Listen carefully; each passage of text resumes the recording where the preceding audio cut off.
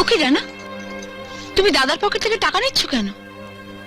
না বলে কারোর জিনিস নিলে সেটা চুরি করা হয়, তা তুমি জানো না?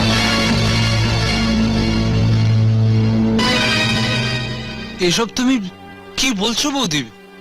তুমি এবারে নিয়ম কানুন জানো না তাই কথা বলছো। এ বাড়িতে দাদাদের কাছে কিছু চাইলে দাদারা বকবে। যখন যেটা প্রয়োজন সেটা না চেয়ে নিয়ে নিতে পারে দাদারা। সত্যিই আমি এ বাড়ির অনেক নিয়মই জানি না, কারণ আমি এ বাড়িতে নতুন এসেছি। তোমার দাদারা তোমাকে বিশ্বাস করতে পারলেও আমি এত তাড়াতাড়ি পারবো না।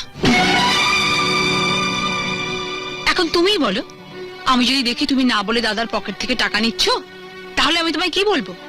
সাধু না চোর? সাধু সাধু না চোর? চোর সাধু সাধু না চোর? চোর